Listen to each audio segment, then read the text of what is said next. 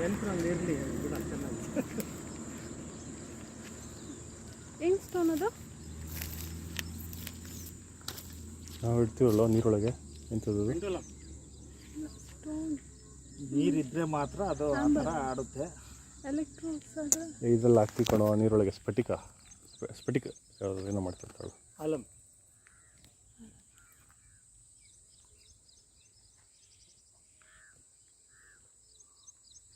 ನೀರು ಪ್ಯೂರಿಫೈಗೆ ಆಗ್ತದೆ ಸ್ಫಟಿಕ.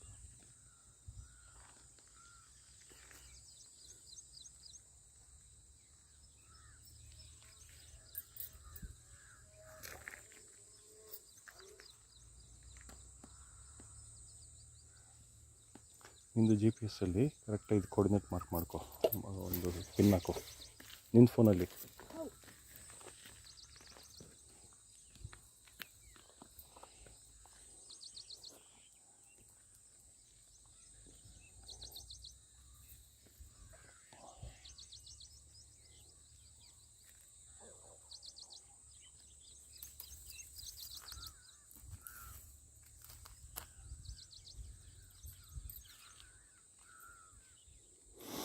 ಎಕ್ಸಾಕ್ಟ್ ಅದ್ರ ಮೇಲೆ ಇಟ್ಬಿಡ್ತೀನಿ.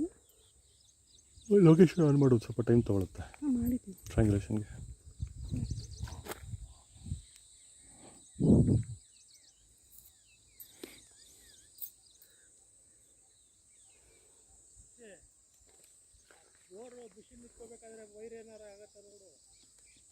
ಏನಿಲ್ಲ ಬಿಡಿ ಸರ್,